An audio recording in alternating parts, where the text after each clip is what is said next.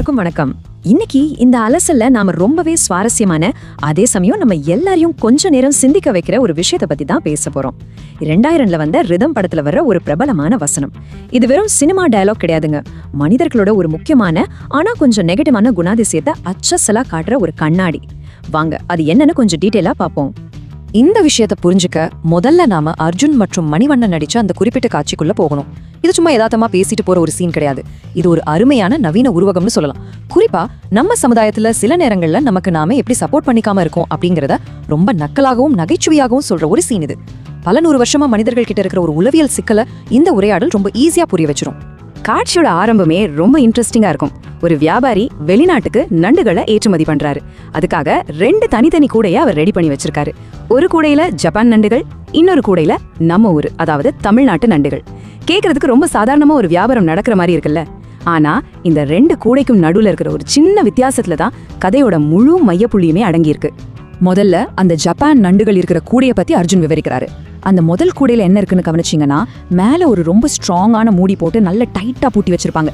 ஏதோ பெரிய காட்டு விலங்குகளை அடைச்சு வைக்கிற மாதிரி. ஒரு சின்ன நண்டுக்கு ஏன் இவ்ளோ பெரிய பாதுகாப்பு?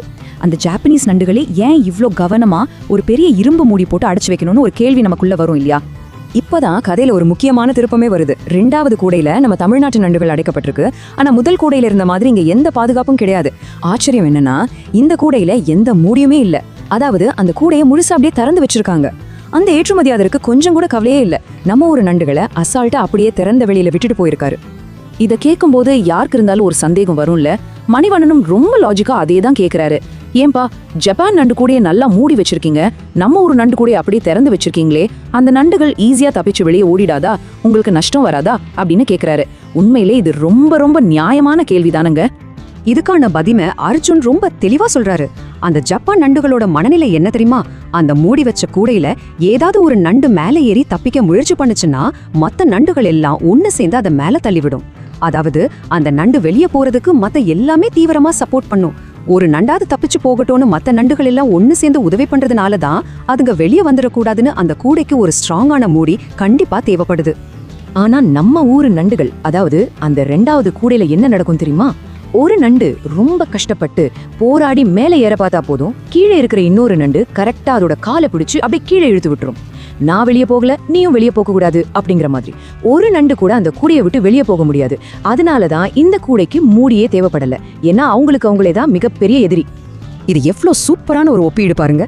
ஒரு பக்கம் மத்தவங்க வெற்றிக்கு ஏணியா இருந்து ஒருத்தருக்கு ஒருத்தர் கை தூக்கி விடுற ஜப்பான் நண்டுகள், அதனால அவங்கள கட்டுப்படுத்த ஒரு மூடி அவசியமா இருக்கு. இன்னொரு பக்கம் ஒருத்தர் மேல வரும்போது அவரை புடிச்சு கீழே எடுக்கிற நம்ம நண்டுகள், இவங்களுக்கு மூடியே தேவையில்லை. 2 வேறு சமுதாயத்தோட மைண்ட் செட் எப்படி இருக்கு அப்படிங்கறத இதை விட எளிமையா யாருமே விளக்கிட முடியாது. சரி, இவ்வளோ நேரம் நாம பேசினது வெறும் நண்டுகளை பத்தின கதை மட்டும் கிடையாதுங்க. இதோட உண்மையான உள்ளர்த்தம் என்னன்னா, நம்ம மனித சமூகத்துல இருக்கிற ஒரு நிதர்சனமான குணத்தை இது சுட்டி காட்டுது. உளவியல்ல இத நண்டு மனப்பான்மை, அதாவது கிராப் மென்டாலிட்டி அப்படின்னு சொல்லுவாங்க. ஒருத்தர் வாழ்க்கையில மேல வர துடிக்கும் போது அவருக்கு தூண்டுகோலா நிக்காம எப்படியாவது அவரை தடுத்து கீழே இழுக்கணும்னு நினைக்கிற மனித சுபாவத்தை தோலுரிச்சு காட்டுறதுக்காகத்தான் இந்த கதையே சொல்லியிருக்காங்க. இது நம்ம ஆபீஸ்ல, சொந்தக்காரங்களுக்குள்ள, ஏன் சில சமயம் நண்பர்கள் மத்தியில கூட நடக்கிறத நம்ம பார்த்திருப்போம். படத்துல இதை பார்க்கும்போது நமக்கு கொஞ்சம் சிரிப்பு வந்தாலும் இது நம்ம மனித இயல்பு மேல வைக்கப்படுற ரொம்ப கூர்மையான ஒரு விமர்சனம் தாங்க. கொஞ்சம் யோசிச்சு பாருங்களேன். நீங்க வாழ்க்கையில புதுசா ஏதாவது சாதிக்கணும்னு நினைக்கும் போது, பரவாயில்லடா நீ பண்ணுன்னு சொல்லி உங்களை ஊக்கப்படுத்தினவங்களை விட இதெல்லாம் உனக்கு தேவையா, உங்களை கீழே எடுத்தவங்க தானே அதிகமா இருப்பாங்க.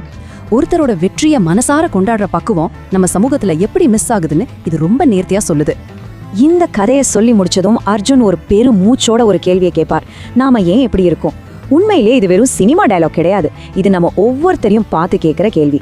மத்தவங்கள மேல தூக்கி விடுற மனப்பான்மை நம்ம கிட்ட இருக்கா, இல்ல கீழே இழுக்கிற மனப்பான்மை இருக்கா? நாம எப்ப இந்த சுபாவத்துல இருந்து மாற போறோம்? அடுத்த முறை நீங்க யாரையாவது விமர்சிக்கவோ இல்ல அவங்க வளர்ச்சியை தடுக்கவோ நினைக்கும் போது இந்த கேள்வி உங்க மனசுல வரட்டும். நாம ஏன் இப்படி இருக்கோம்? சிந்திச்சு பாருங்க.